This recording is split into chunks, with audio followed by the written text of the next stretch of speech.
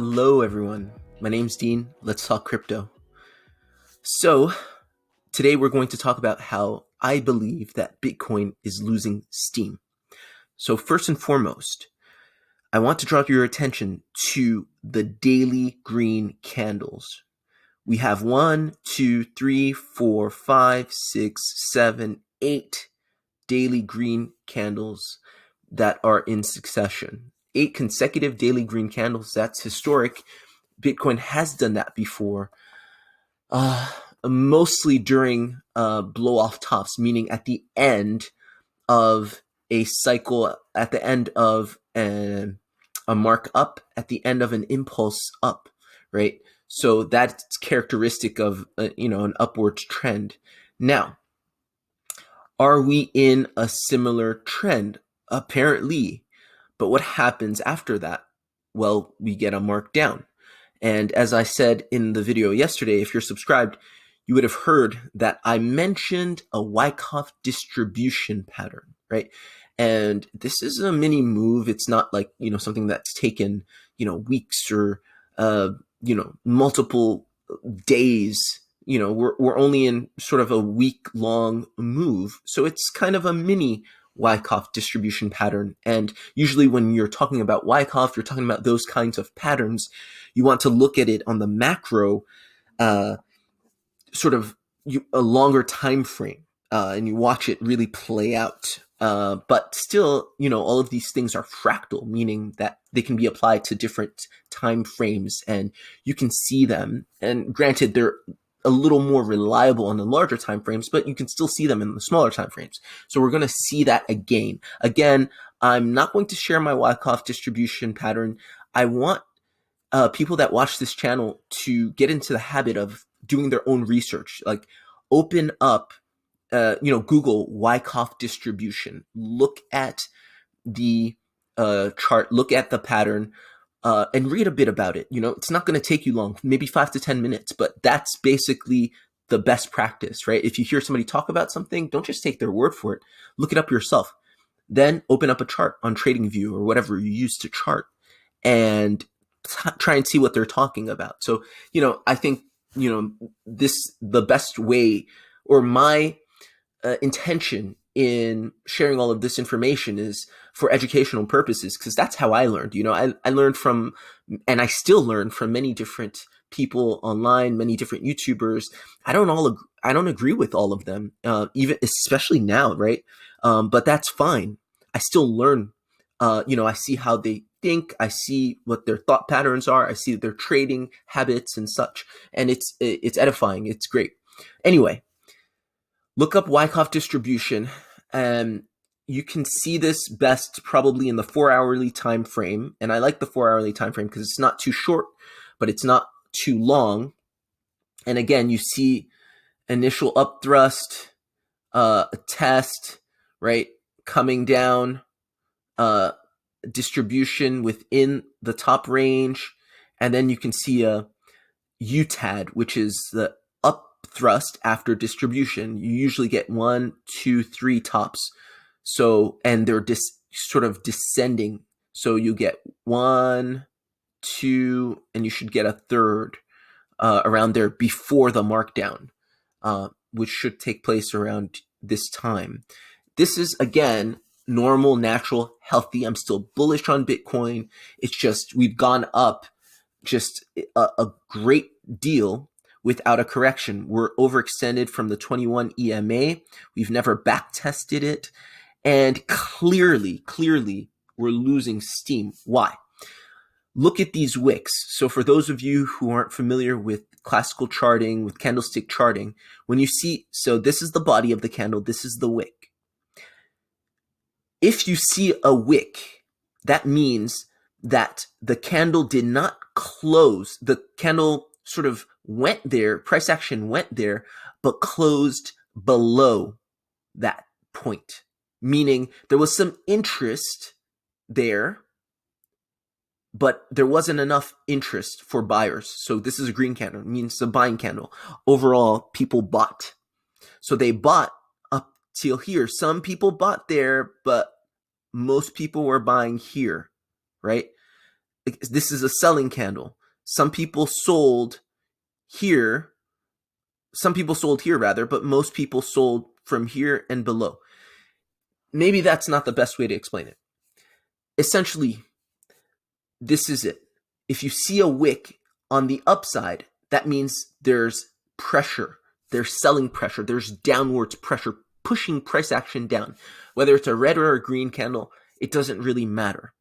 So you're going into resistance, you're going into sort of a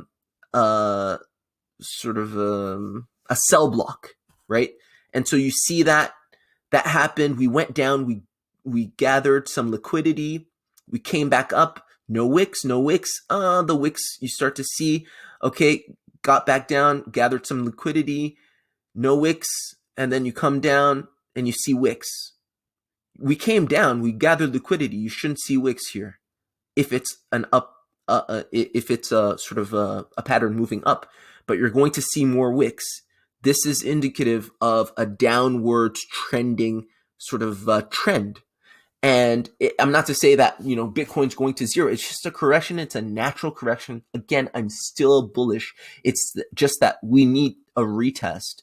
And I'm actually surprised by how many people are longing in this region. I mean, it's possible that we may have some sort of short squeeze and go up to 41, 42, but that's essentially scalping. Scalping means like you're trading short time frames, getting, minuscule gains. But, when you're trading, if you are trading, it's all about risk mitigation and risk reward. It doesn't make sense when everything's screaming. This is not, going up. What do they say? You buy the red and you sell the green, not the opposite. You've gotten 8 straight days of green. Why would you be buying? Why would you be longing? Why would you be betting that Bitcoin's going up from here without a significant correction, right? So I think it's just common sense. Yet and still, all over YouTube, really respectable analysts are saying, oh, it's just cooling off and we're going to keep going up and we're going to hit 50 and stuff like that. It's just, I think I'm in the twilight zone. I don't think it's so difficult to see. We've had, and I'm going to go into smaller time frames and we're going to look at this again. But if you're subscribed to the channel, you will have seen that yesterday I showed one of the characteristics of a bearish trend is what? That you keep getting failed breakouts. Price action tries to go up, but it can't. You form bullish patterns, yet and still, you don't move, you're moving sideways, or you go slightly downwards. So we're going to see just that. Again, I'm bullish on Bitcoin. I believe that we're going to 6 figures, not just this year, but very soon. But we need to come back down to capture some liquidity because we went up 8, 9 straight days. And one of this big ass green candle on the on the 26th, this was from a short squeeze. So again, it's not like just natural price action. This is from futures and, that kind of funny money. People betting on the price of Bitcoin going down, betting wrong, and getting liquidated. So it's a bit artificial. I don't think if we didn't have, so many contracts in the space, we would have probably done the original pattern I charted, which is more like this, retested the 30 and then started the first impulsive wave up. But now that we're up here, we're kind of hanging out, we're dilly-dallying, and it's very, very, very, very similar to what Wyckoff charted on his distribution pattern with the UTAD. There's 2 versions. One version has a UTAD, the other doesn't. I welcome you. Google it, research it, do your own research. Whatever anybody says, always confirm it's your money, it's your investments. And if you're watching these videos, it shouldn't be for somebody to tell you what to do with your investments, right? To long or to short or to invest or to enter. Take these as opinion and use them in your education to get smarter, to become your own, advisor, right? But you take suggestions, and I watch videos all the time as well because I love seeing other people's ideas. But it's odd to me, and I think this is interesting to see. You can tell that when people are invested in a certain way, they say things that otherwise they wouldn't say. So when people are telling me, oh, or when they're making videos like Bitcoin's bullish, it's going up, where do you see bullishness? Here's where I see bullishness in the patterns. So you see patterns here. What is this? A W pattern. That's bullish. What do you see here? Cup and handle. That's bullish. A W pattern again. That's bullish. Okay. If you see this W pattern, the measured move is the distance from the neckline to the base here. Why are we doing this? There's no reason we should be doing this. That's a breakout. That's a breakout. That's another breakout. The fact that we didn't break out should tell you something, right? And we're on the hourly time frame, right? Look, this is the 21 EMA. We are overextended. We came down big red bearish engulfing candle, basically a candle that's bigger than the previous moves. That's engulfing. It engulfs these three previous upwards. That's bearish. That means it's coming down. And what happens? We lose the 21. We gain it back with a bullish engulfing candle. What happens shortly thereafter? We lose it. And we gain it. We lose it. We're playing on the 21 EMA, which means eventually we will lose it. Another thing. Look at on the 30-minute chart. What do you see here? Dojis, or falling stars as they call them. Basically, when the candle pattern is in the middle of the body, or the body of the candle is in the middle, there's a wick above and a wick below, which basically means indecision, basically means some people are buying, some people are selling, sometimes in equal measure, and we're not really sure. It's not at all bullish. It means typically the price is coming down. And then you have basically trend reversal wicks or trend reversal candles. These candles that are they're not hammer candles. I don't know what they call it. Basically trend reversal candles where there's a wick down and the body of the candle is up, right? Trend reversal candles. And you see this is essentially just a sell candle where there's a lot of, again, the wick is on the top, the body is on the bottom. It means there's more sell pressure than buy pressure. So this is basically what I'm seeing. This is in Bitcoin. And if you just want to make it more simple, you have this uptrend, higher, low, higher, high, higher, low, higher, high. What comes after lower, high? Lower, low. Okay, still lower, high. Still lower, low. This is basically a trend reversal. I mean, it's clear to see. And as a result, and I'm again, do whatever you want with your money, with your investments. You can long all day. It's not my money. I'm just putting this out there because I love sharing my analyses for some reason. It's a great time to take profits. It's a bad time to make entries. I would say that. I think, I've been saying this for a few days now, kind of seeing it a little bit. I mean, you could see it all over the map. Like you can look at divergence, right? In the 4-hourly here. I mean, it's just, there's a lot of bearish divergence. This is a top. It's lower than this top, right? This top is higher. This top is lower. This top is higher in the stochastic RSI. This top is lower. The trend is down here. The trend is up there. That's bearish divergence. That usually is an indication that we're coming down. We're on the 4-hourly time frame. Look at all the wicks on the top, meaning the sell pressure is greater than the buy pressure. I mean, I think at this point it's quite obvious what's going to happen next.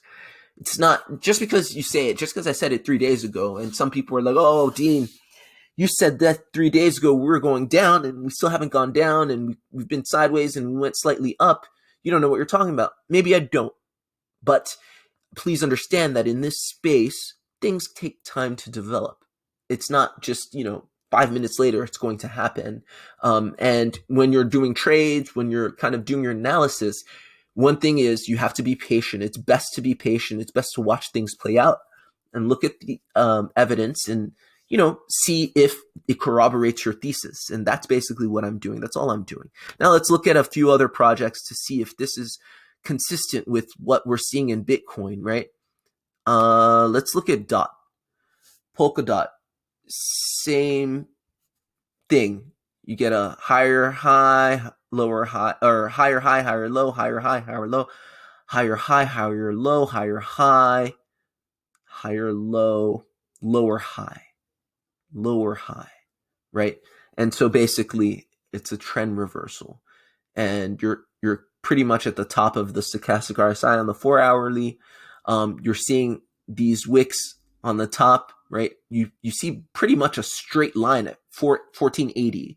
It's like price actions. Like I'm not crossing 1480. So it's here, and what's happened since it's come up to here? It's gone down. So it's a trend reversal. It doesn't mean that the market's going to zero. It doesn't mean that we're not going to continue this run. It means that we're getting a trend reversal, most likely going to retest, the points of breakouts. That's it.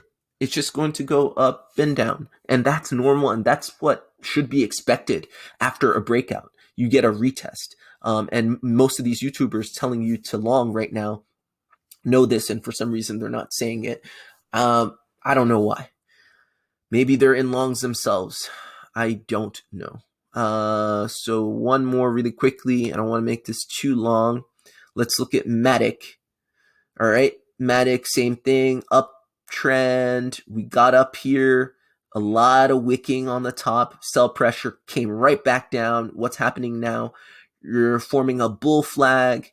What happens in a bearish trend when you form a bull flag?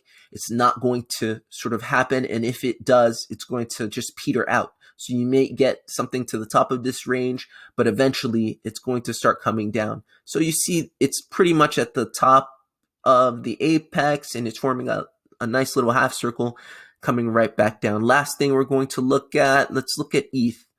All right. So Ethereum for a long time, and let's get on the 1 hour, because days and days ago, people thought it was going to break out, and this measured move, I think, is all the way to almost 3,000. What happened? It formed this bullish W pattern, and what happened? You see that wick there? The breakout. Oh, psych note. It's not going to break out. It comes back. Oh, it's going to break out this time. This is really bullish, right? It's sort of a bull flag or whatever wedge, descending wedge. I don't know what it is, but it's a bullish pattern. Basically, you're coiling up, boom, it doesn't happen, it comes back down. So that's pretty much what you're seeing all across the board, right? Even in Ethereum. So I don't expect ETH or any other project to really breach the top of their ranges that they're trading in now. If they do, it's going to be because of a short squeeze, but it won't be by much. So yeah, I think, as in summary, another time, again, this is a good time to take profits if you're in the market. It's a good time to wait to make entries. Wait until it retraces, then make your entries. I think it would be foolish to make an entry right now, but not financial advice, just financial opinion. You can see it across the board in most projects. Obviously, there are going to be some outliers, some projects that pump because they're in another space or something else is kind of motivating that, and they're not as tied to Bitcoin, maybe in the NFT space or in the gaming space. But for the most part, by and large, it's a good time to wait to make your entries, and it's a good time to take profits. Hope that was useful. Hope that was educational. Please let me know your thoughts. Again, I didn't even mention this, but look at the volume. That's one of the biggest reasons. We're running out of time here. But look at the volume, descending volume on these moves. You're going up and volume's descending. That's a telltale sign. I don't know what else is. All right. Hope this was useful. I will see you tomorrow.